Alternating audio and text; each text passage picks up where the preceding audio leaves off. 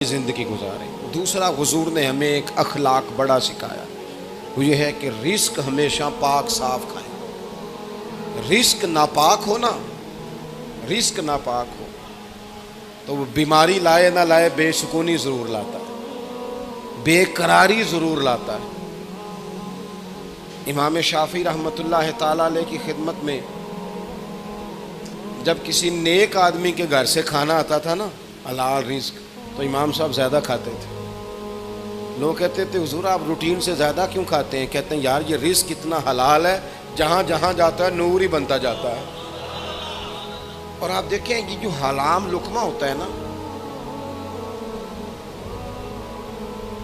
پیسے زیادہ نہیں ضروری ہوتے، پیسے برکت والے ضروری ہوتے۔ پیسے زیادہ ہوں لیکن ان میں برکت نہ ہو تو پتہ ہی نہیں چلتا، لاکھوں آئے تھے اللہ جانے کدھر گئے۔ لیکن وہ برکت والے ہوں نا، برکت والے، تو کلو کھجوریں دی تھی نبی پاک نے حضرت ابو ہریرہ، اور کہا تھا دیکھنا نہ اندر کیا ہے، بس کھولتے رہنا کھاتے رہنا۔ فرماتے ہیں حضور کا زمانہ ظاہری بھی ساری کھائیں، حضرت ابو بکر کے دور میں بھی ساری کھائیں، حضرت عمر کا زمانہ 10-11 سال کا نکالتا رہا اور کھاتا رہا۔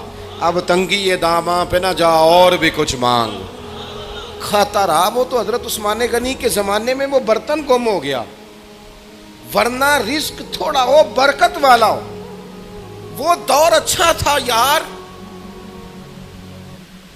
جب اماں سویرے سالن دے کے کہتی تھی کہ ہور نہیں ہو ملنا، دوجیاں نو بھی دینا ہے، وہ دور اچھا تھا۔ جب اماں رات کو کہتی تھی نا کہ وہ تو لے آؤ نہ کڈ کے، اور رات دیا روٹیاں تھوڑا جہا پانی لائیے تے انہاں نو گرم کریے، رزق ضائع نہیں کری۔ وہ بڑا اچھا زمانہ تھا۔ جب ابا جی کہتے تھے لو پترو بچیو میں تانوں پڑھولے چ دانے پاتے جے تے ماں تہاڈی مرتبہ نے 4 پاتا جے، ہن تانوں پرواہ۔ کتنا اچھا تھا دور، بخار ہی نہیں چڑھتا تھا، لوگ دیر تک پتہ ہی نہیں چلتا تھا کوئی بیمار ہو گیا۔ اعلیٰ غذائیں، ہوٹل سجے ہوئے، برگر کی دکانیں سجی ہوئی، پیزے آ رہے ہیں، لیکن تلخیاں ہیں کہ جان نہیں چھوڑتی، سکون ہے کہ قریب نہیں آتا، بے ہنگم سوسائٹی، بکھرا اور الجھا ہوا معاشرہ، حلال اور طیب روزی۔ پتہ ہے رزق حرام نقصان کیا کرتا ہے؟ او میرے دوستو میں بات کہنے لگا ہوں، خدا را ضائع نہ کرنا۔ پتہ ہے رزق حرام نقصان کیا کرتا ہے؟ پتہ ہے رزق حرام نقصان کیا کرتا ہے؟ رزق حرام بندے اور رب کا رشتہ کمزور کرتا ہے، اللہ سے رشتہ کمزور۔ وہ مالک جو گناہگاروں کی بھی قبول کرتا ہے، خطاکاروں کی بھی قبول کرتا ہے۔ اللہ کے رسول صلی اللہ علیہ وسلم نے ایک شخص کو دیکھا، وہ دعا مانگ رہا ہے، تو فرمایا یہ دیر تک بھی دعا مانگتا رہا تو اس کی قبول نہیں ہوگی۔ حضور رب تو کریم ہے، وہ تو کرم کرتا ہے، فرمایا نہیں قبول ہوگی۔ وجہ فرمایا جو اس نے کپڑے پہنے ہیں وہ حرام پیسوں کے، جو اس نے کھایا ہے وہ حرام پیسوں کا ہے، جو اس نے پیا ہے وہ حرام پیسوں کا ہے۔ اور جب یہ حرام پیسوں کا سارا کچھ ہو، پھر جتنا مرضی کشکول بڑا کر کے دعا مانگی جائے وہ قبول، اس سے بڑا بھی کوئی نقصان ہوگا کہ اللہ سے رشتہ کمزور ہو جائے۔ دعائیں جو مومن کا ہتھیار ہیں اسی سے بندہ محروم ہو جائے۔ لقمہ حلال طیب، ہمارے ہاں ترتیب بدل گئی ہے۔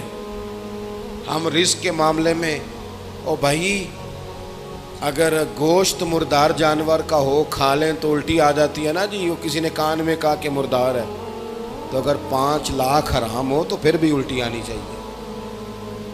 اگر 20 لاکھ حرام کا ہو تو وہ ہمارے ایک دوست کہا کرتے تھے کہ عجیب کرائیٹیریا ہم نے بنایا ہے، عجیب ہم نے میرٹ بنایا ہے۔ ایک شخص نے ایک مہنگا جوتا کہیں گرا ہوا دیکھا، 1 پاؤں ملا اسے، مہنگا جوتا تھا، تو وہ اس نے شور کیا یہ کس کا ہے، یہ کس کا ہے، یہ کس کا ہے۔ تھوڑا سا وہ ڈھونڈ رہا ہے یہ مالک کون ہے، اس کا ڈھونڈ رہا ہے۔ تھوڑا سا آگے گیا تو اسے جوتے کا دوسرا پیر مل گیا، پھر اس نے مالک ڈھونڈنا بند کر دیا۔ اس طرح کا تقویٰ نہ اختیار کریں، آپ دیانت کے ساتھ اپنی زندگی گزاریں۔ تیسری اور آخری بات جو آپ سے بڑی गुजारिश करनी है आपकी खिदमत में, फिर बात को समेटना है। एक तो सच बोलें, रिस्क हलाल खाएं, और दूसरा दूसरों पर ज़्यादा तवज्जो ना दें, अपने ऊपर ज़्यादा तवज्जो दें।